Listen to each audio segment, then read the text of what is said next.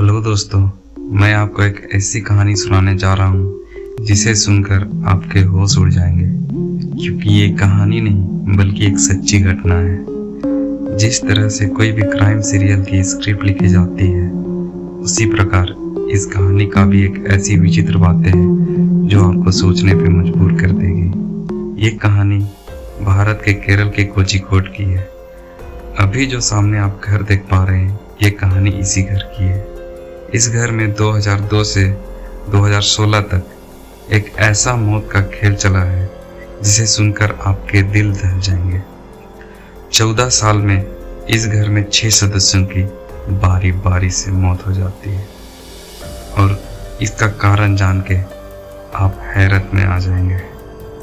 दोस्तों, उस मौत की वजह को जानने के लिए उन सदस्यों का कब्र को बारी बारी से खोदना पड़ा था, जिसमें एक 2 साल की बच्ची का भी कब्र था। तो क्या मिला उस कब्र में और ऐसा क्या था जो पुलिस को कब्र को खोदना पड़ा?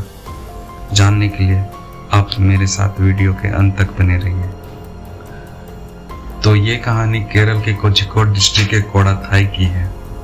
4 अक्टूबर 2019 की सुबह केरल पुलिस एक कब्रिस्तान के सामने कुछ मजदूरों के साथ पहुंच जाते हैं। दोस्तों, ये कब्रिस्तान एक पुराना कब्रिस्तान है जो कि लॉर्ड्स माता चर्च के सामने है। पुलिस के साथ एक व्यक्ति था जो कि कब्रों की ओर दिखाकर इशारा कर रहा था। ऐसा लग रहा था कि ये कब्र उन्हीं के परिजनों के थे। तो फिर दोस्तों, उस व्यक्ति ने 6 कब्रों की पहचान की जो कि केरल के कोझिकोड के थॉमस परिवार की थी। ये सब देख के आसपास के लोग वहां पर इकट्ठा होने लगते हैं और धीरे धीरे वहां भीड़ लग जाती है। लोग इस बात से हैरान थे कि इतनी पुरानी कब्र में पुलिस क्या कर रही है। लोग हैरान थे कि ये कब्र को क्यों खोदा जा रहा है और सारे वातावरण में एक डर का माहौल पसरा हुआ था। तभी वो पहला कब्र से सिल्ली को हटाते हैं तो उन्हें एक सड़ी हुई कंकाल नजर आती है। दोस्तों, ये एक 17 साल पुरानी थॉमस परिवार की अनम्मा थॉमस की कंकाल थी, जिसकी 17 साल पहले मौत हो चुकी थी। उसके बाद दूसरी कब्र को खोदी जाती है जो कि 11 साल पुरानी है। वो अनम्मा थॉमस के पति का था, जिसका नाम टॉम थॉमस था। फिर तीसरी कब्र को खोदा जाता है जो एक 8 साल पुरानी कब्र है, जो टॉम थॉमस और अनम्मा थॉमस के बड़े बेटे रॉय थॉमस का था। अब तक पुलिस वालों को माँ, बाप और बेटे की लाश मिल चुकी थी। अब चौथी कब्र को खोदा गया जो कि 5 साल पुरानी है। ये कब्र थी अनम्मा के भाई यानी रॉय थॉमस का मामा मैथ्यू की। दोस्तों, मामा मैथ्यू के इस कहानी में एक बहुत ही मुख्य रोल है। दोस्तों, उसके बाद 5वीं कब्र को खोला गया तो वहां एक 2 साल की छोटी बच्ची की लाश मिली। दोस्तों, इस बच्ची का नाम अल्फाइन था, जिसकी मौत 2014 में हुई थी। अब आखिरी यानी 6ठे कब्र को खोदा गया जो उस छोटी बच्ची की मां की थी, जिसका नाम सिल्ली था, जिसे दफनाया गया था 2016 में। दोस्तों, आपको बता दें कि सिल्ली टॉम थॉमस के भाई के बेटे साजू की पत्नी थी और उन्हीं की बेटी थी अल्फाइन। दोस्तों, आप इन सब के मौत का कारण जानेंगे तो हैरान हो जाएंगे। अब पुलिस कब्रिस्तान से उठाकर इन लाशों को फोरेंसिक लैब भेज देती है। दोस्तों, जांच करने के बाद एक ऐसी बात निकल के सामने आती है जो कि काफी डरा देने वाली थी, जो कि इन सबके मौत के पीछे का पर्दाफाश कर देगा। क्योंकि दोस्तों, एक ही परिवार में एक ही घर के रहने वाले सदस्यों का इस तरह से बारी बारी से मौत हो जाना एक ऐसे क्राइम की तरफ इशारा करता है, क्योंकि ऐसा इत्तेफाक बिना किसी बाहरी कारण के नहीं हो सकता। तो दोस्तों, आगे जो मैं बताने जा रहा हूँ उसे आप बहुत ध्यान से सुनिएगा। 2002 में इस घर में थॉमस परिवार बड़े ही खुशहाली के साथ रहता था। इस घर में टॉम थॉमस और उसकी पत्नी अनम्मा थॉमस दोनों ही रिटायर्ड कर्मचारी थे, जिसके कारण उनके घर में किसी भी चीज की कोई भी कमी नहीं। इनके पास एक अच्छी खासी बड़ी जमीन भी थी। अनम्मा और टॉम थॉमस के 2 बेटे थे, रोजो थॉमस और रॉय थॉमस। रॉय थॉमस की पत्नी जोली थॉमस थी और इसी घर में रहती थी। रॉय थॉमस अमेरिका में रहता था और अनम्मा थॉमस का भाई मैथ्यू भी इसी घर में रहता था, जो रॉय और रोजो थॉमस के मामा थे। और उनका घर में एक और शख्स रहता था, जो कि टॉम थॉमस का भाई का लड़का था, साजू थॉमस, और उसकी पत्नी सिल्ली थॉमस, और उनके ही 2 साल की छोटी बेटी का नाम अल्फाइन थॉमस। ये सब साथ में एक ही घर में रहते। दोस्तों, अनम्मा अपने घर में सोफे में बैठी हुई थी।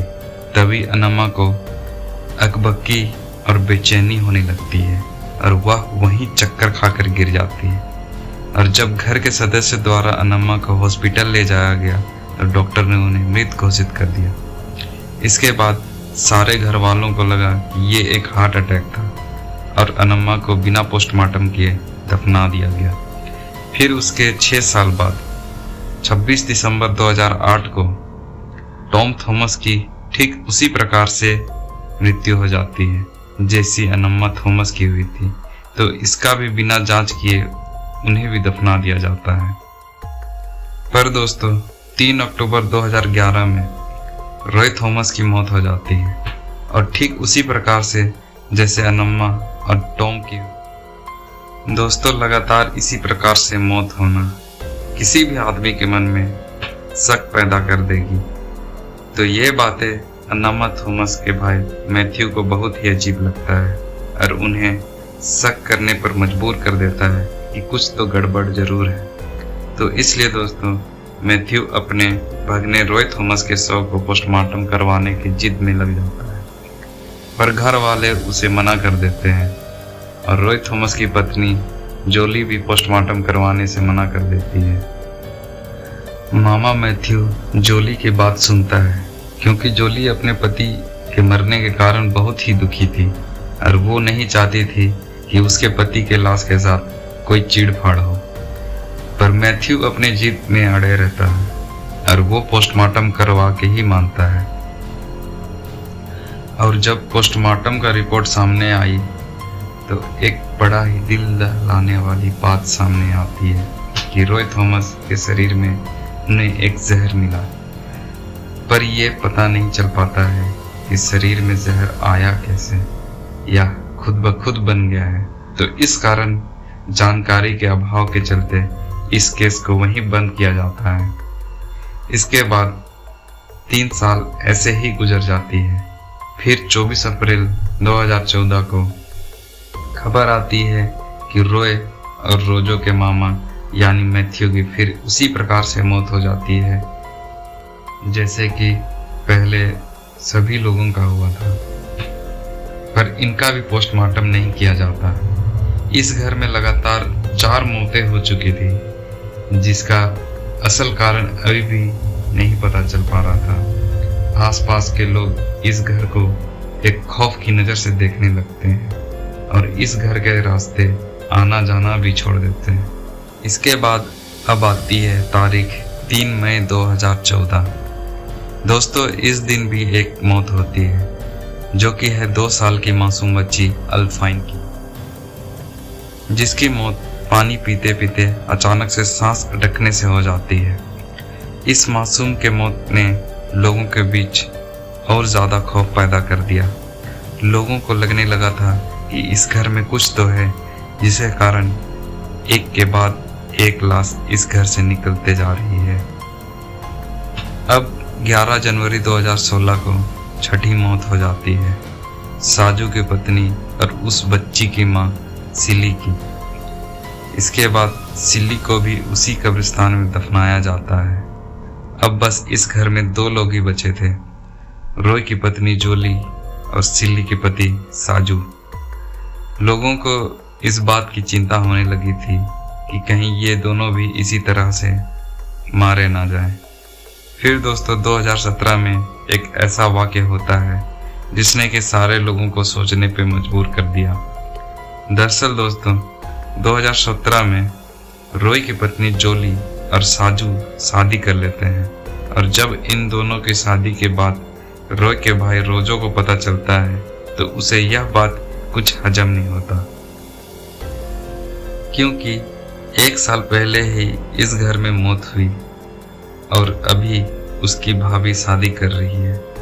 रोजो को शक होता है और इस शक के चलते वे अमेरिका से भारत आ जाते हैं और पुलिस से इस केस की तहकीकात करने की मांग करते हैं, लेकिन पुलिस बिना सबूत के तहकीकात करने से मना कर देती है। फिर दोस्तों रोजो अपने भाई रॉय की पोस्टमार्टम की रिपोर्ट पुलिस को दिखाता है और पूछता है कि अगर उसके भाई की डेथ नेचुरल हुई है तो उसके शरीर में ये जहर क्या कर रहा है। तब पुलिस तहकीकात करने के लिए मान जाती है और घर की तलाशी लेने के लिए पहुंच जाती है। और जब पुलिस घर की तलाशी ले रही थी तो उन्हें उस घर की रसोई में एक बोतल मिलती है, जिसमें उन्हें एक ऐसी चीज मिलती है जिसे देखकर वहां के मौजूद सभी लोगों के होश उड़ जाते हैं। दरअसल उस बोतल में साइनाइड नामक जहर था। दोस्तों ये एक ऐसा जहर था जिसे किसी व्यक्ति को थोड़ी थोड़ी मात्रा हर रोज दिया जाए तो उस व्यक्ति की कुछ ही दिनों बाद मौत हो जाती है, जो कि एकदम नेचुरल लगती है। इस केस में भी ऐसा ही हुआ था। यह जहर को खाने या पीने के सामान में मिलाकर धीरे धीरे दिया गया था। यह बात तब पता चलती है जब उन लाशों को दोबारा कब्र से निकालकर पोस्टमार्टम किया गया और उसमें पाया गया कि उन सभी के लाशों में जहर का अंश मौजूद था। अब दोस्तों पुलिस सारा खेल समझ गई थी और उन्हें शक था घर की बहू जोली पर, तो जोली को पुलिस हिरासत में ले लेती है और उनसे पूछताछ करने लगती है। शुरू में तो जोली उन्हें कुछ नहीं बताती, पर थोड़ी सख्ती बरतने के बाद वह मुंह खोल देती है। जोली बताती है कि उसने पिछले कई सालों से साइनाइड अपने घर के रसोई में रख रखा था और जब भी किसी को उसे मारना होता था तो वह उसके खाने में थोड़ा थोड़ा करके वह जहर मिला देती थी। इससे इंसान का डेथ एकदम नेचुरल लगता है। पुलिस के जोली से कारण पूछने पर उसने बताया कि वो अपने सास ससुर को इसलिए मारी क्योंकि वो उनके जायदाद हड़पना चाहती थी, और उसने अपने पति को इसलिए मारा क्योंकि उसे एक गुड लुकिंग पति चाहिए था, पर वह उनसे शादी करके फंस गई थी। और मामा मैथ्यू को इसलिए मारा क्योंकि उनको उस पर शक हो गया था। लेकिन दोस्तों जब पुलिस पूछती है कि तुम्हारी उस 2 साल की मासूम बच्ची और उसकी माँ से क्या दुश्मनी थी जो तुमने उसे मारा, तो वह बताती है कि साजू को वह पसंद करती थी, पर साजू अपनी पत्नी और अपनी बेटी से बहुत प्यार करता था और साजू को पाने के लिए उसे उसकी बेटी और पत्नी को रास्ते से हटाना जरूरी था। यह सब सुनकर पुलिस काफी हैरान हो जाती है। उन्हें लगता है कि यह कैसी औरत है जो कि अपने लालच के कारण पूरे परिवार को मार दी। उसके बाद दोस्तों पुलिस उन दोनों को भी पकड़ लेती है जिन्होंने जोली को वो जहर लाकर दिए थे। पुलिस जोली के दूसरे पति को भी हिरासत में ले लेती है और उससे भी पूछताछ करती है, पर इसमें उसका कोई भी हाथ उन्हें नहीं नजर आता। दोस्तों पुलिस अब भी जांच में जुटी हुई है और पूरी कोशिश में है कि गुनहगार को कड़ी से कड़ी सजा मिले। तो दोस्तों ये कहानी आपको कैसी लगी आप हमें कमेंट कर जरूर बताइए। कहानी अच्छी लगी तो लाइक कीजिए और हमारे चैनल को सब्सक्राइब कीजिए। मिलते हैं किसी नए वीडियो के साथ, तब तक के लिए अपना ख्याल रखिएगा। धन्यवाद।